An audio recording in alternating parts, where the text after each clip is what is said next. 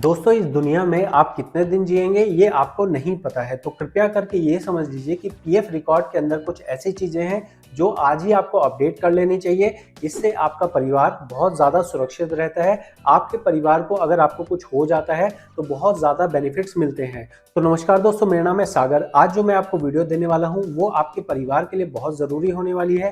कृपया करके इस वीडियो को देख लीजिएगा। अगर आपको कुछ हो जाए तो आपके परिवार को दर बदर की ठोकर ना खानी पड़े। देखिए, मैं पीएफ कंसल्टेंट हूँ। मेरे पास यहाँ पे आए दिन ऐसे केसेस आते हैं जिसमें मेंबर एक्सपायर हो गया और अब उसके परिवार वाले इधर से उधर भटक रहे हैं। तो जो मैं आपको कहूँगा वो प्रैक्टिकल जानकारी होगी। कृपया करके ध्यान से देखिएगा और जो जो मैं बता रहा हूँ वो स्टेप्स फॉलो कीजिएगा। और अगर आपको वीडियो काम की लगे तो आप सब्सक्राइब करके सपोर्ट कीजिएगा। मैं यहाँ पे 2023 के अंदर 1 लाख सब्सक्राइबर पूरे करना चाहता हूँ। तभी सब्सक्राइब करना जब वीडियो अच्छी लगे, ठीक है। यहाँ पे मैं मेंबर होम पे जा रहा हूँ तो यहाँ आप देखेंगे सबसे पहले पेज पे अलर्ट दे रहा है। अलर्ट कह रहा है कि आप ई नॉमिनेशन फाइल कर सकते हैं। अब ये ई नॉमिनेशन वाली बात क्या है? ई नॉमिनेशन वाली बात ही सबसे ज़्यादा ज़रूरी है।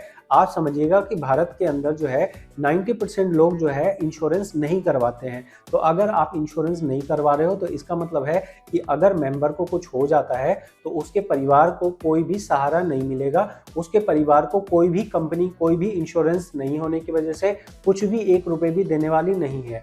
ऐसे में पीएफ संस्था बहुत ही अच्छी सर्विस देता है, जहाँ पे पीएफ संस्था कहता है कि अगर पीएफ का कोई मेंबर है और वो एक्सपायर हो जाता है तो हम उसके परिवार को इंश्योरेंस के नाम पे 2.5 लाख रुपए से 7 लाख रुपए तक देंगे।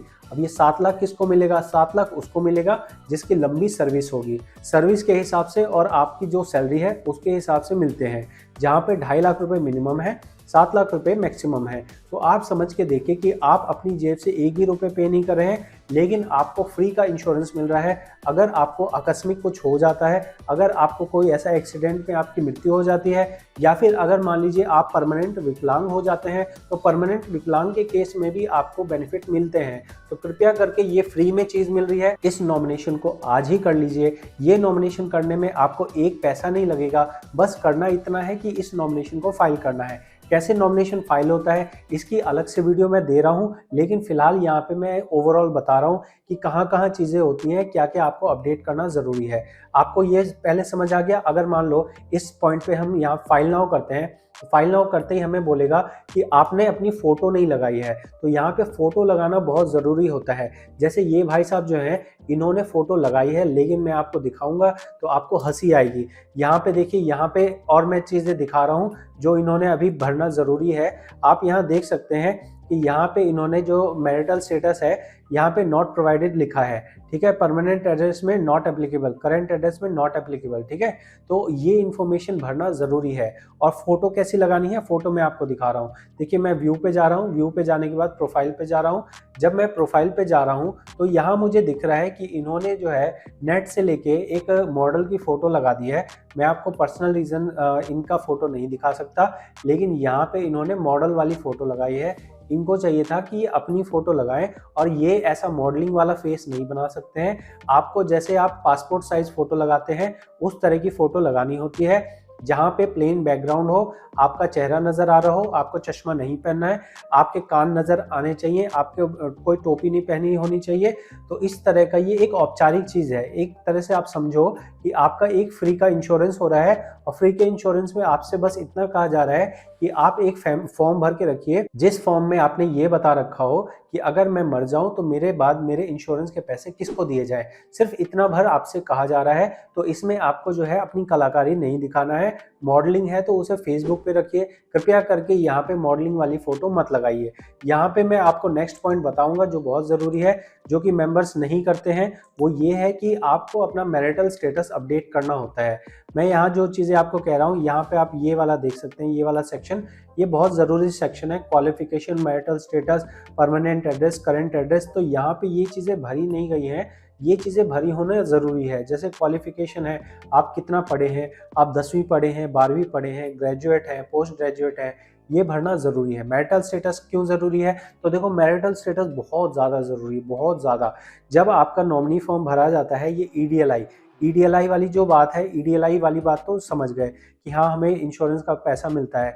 उसमें मैरिड हो चाहे अनमैरिड हो, अगर अनमैरिड है तो उसमें माता पिता को मिल जाएगा और अगर मैरिड है तो वाइफ को मिलेगा। लेकिन मैरिटल स्टेटस से डिसाइड होता है कि उसके परिवार में अगर वो मैरिड है तो उसकी जो पेंशन होगी, पेंशन वाइफ को मिलेगी, ठीक है। उसमें पेंशन के अंदर बहुत ही ज़्यादा फायदा दिया जाता है। अगर मान लो मैरिड नहीं है, अगर अनमैरिड है, तो उसको कम से कम 10 साल की सर्विस होनी चाहिए, तभी उसके परिवार वालों को पेंशन के पैसे मिलते हैं। लेकिन अगर वो 10 साल से कम की सर्विस है, मान लो उसने सिर्फ 1 महीने की सर्विस करी, मेंबर ने सिर्फ 1 महीने की सर्विस करी, मेंबर नौकरी कर रहा था, मेंबर बीमार हुआ या मेंबर एक्सीडेंट में एक्सपायर हो गया, सिर्फ 1 महीने की नौकरी करी है उसने, अगर 1 महीने की नौकरी करी है तो ईडीएलआई 1 रुपए भी नहीं मिलेगा। लेकिन अगर वो मैरिड है तो उसकी पत्नी को जिंदगी भर पेंशन मिलती रहेगी, उनके बच्चों को 25 साल की एज तक पेंशन मिलती रहेगी।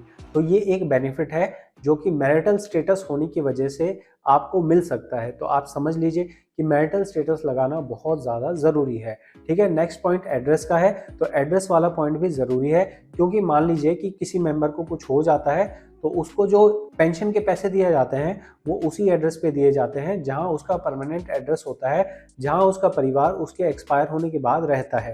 तो एड्रेस भरना भी ज़रूरी है। तो क्या इसके लिए हमें कहीं ऑफिस जाना पड़ेगा, किसी से पूछना पड़ेगा? नहीं जी, किसी से आपको पूछने की ज़रूरत नहीं है। ये सारी चीज़ें जो मैं आपको कह रहा हूँ ये सिर्फ आपके हाथ में है। आप इस प्रोसेस को कम्प्लीटली अपने पास से ही कर सकते हैं, ना तो कंपनी को पूछना है, ना ही पीएफ ऑफिस जाना है। सारा कुछ आपको अपने आप ही अपना कर सकते हैं। देखो, अगर कंप्यूटर पे कर सको तो अच्छी बात है, लेकिन अगर फ़ोन पे करोगे तो फ़ोन में जो आपको है यहाँ 3 डॉट पे जाना है और 3 डॉट इधर कोने में 3 डॉट आएगा, 3 डॉट पे जाना, डेस्कटॉप मोड कर लेना और उसके बाद ये चीज़ें आप अपडेट कर सकते हो। कैसे अपडेट करेंगे? तो यहाँ देखो, यहाँ ये पेंसिल का निशान बना है, यहाँ पेंसिल का निशान हम टच करेंगे तो एक ही बार में हमें यहाँ पे सब कुछ अपडेट करने के लिए दे रहा है ऑप्शन। तो ये आपको कर लेना है, सिंपल सा है यहाँ पे सिस्टम। देखो यहाँ पे क्या कर रहा है, क्वालिफिकेशन, तो क्वालिफिकेशन देख लो भाई क्या क्वालिफिकेशन है। मान लो पोस्ट ग्रेजुएट हो, पोस्ट ग्रेजुएट कर दो। अगर मान लो कि अशिक्षित हो तो अशिक्षित में इलिटरेट करना है, ठीक है। मैरिटल स्टेटस अभी नॉट प्रोवाइडेड है तो हम यहाँ मैरिड कर सकते हैं, अनमैरिड कर सकते हैं। देखो, अनमैरिड हो तो अनमैरिड भी लिखना होगा, अनमैरिड लिखोगे ना तभी आपके माता पिता को मिलेगा पैसा, ठीक है। अगर मान लीजिए विधवा हो गए तो विधवा लिखना होगा, या डिवोर्स है तो डिवोर्स लिखना पड़ेगा, ठीक है। तो हम यहाँ पे मैरिड वाली बात लिख देते हैं, ठीक है। और उसके बाद मान लीजिए यहाँ मैं गेट ऑथराइजेशन पिन करता हूँ तो फिर क्या होगा, फिर हमारे पास ओटीपी चला जाएगा और ओटीपी डालते ही हमारा यहाँ पे स्टेटस अपडेट हो जाएगा।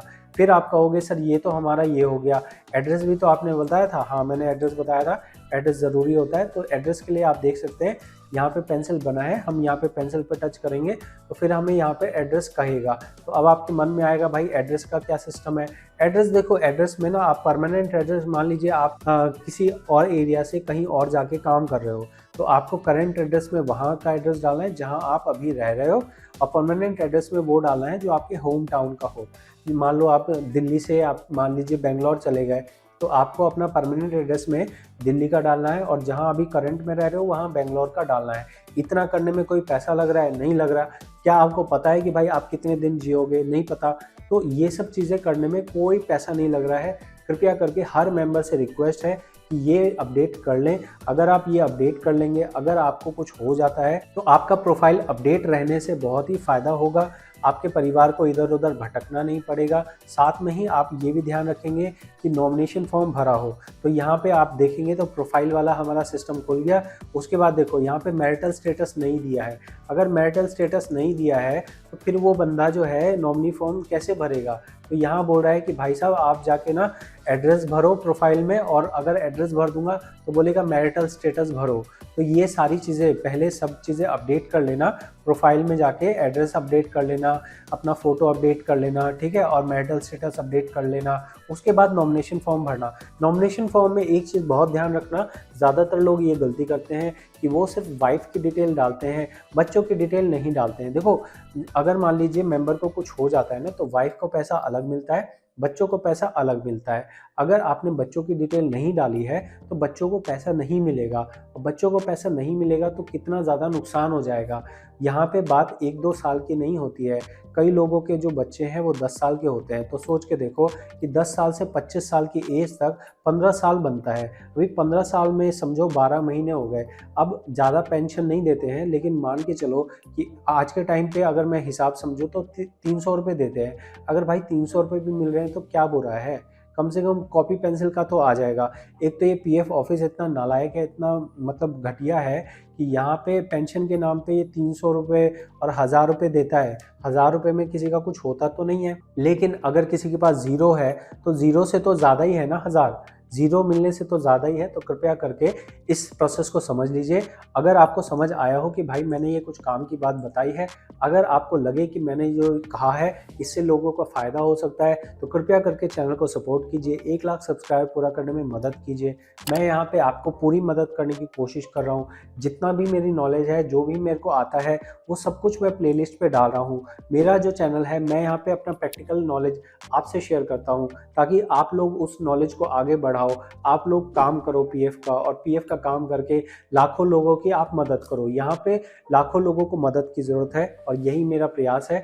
इसके साथ में अगर आप पर्सनल मुझसे कंसल्ट करना चाहें तो ये भी मेरे से पर्सनल कंसल्ट करने ही आए थे, जहां मैंने इनका केस देखा, इनको सॉल्यूशन बताया, और क्योंकि मुझे इनके अकाउंट में ये मिस्टेक दिख रही थी, इसलिए मैंने इस अकाउंट के ऊपर वीडियो बना के आपको दी है, ताकि जनरल पब्लिक ऐसी गलती ना करे और उसके पैसे ना फंसे। तो कैसी लगी ये वीडियो ज़रूर मेरे को फीडबैक दीजिए। मिलते हैं आपसे अगली जानकारी वाली वीडियो में। इस वीडियो में इतना ही। बहुत बहुत धन्यवाद।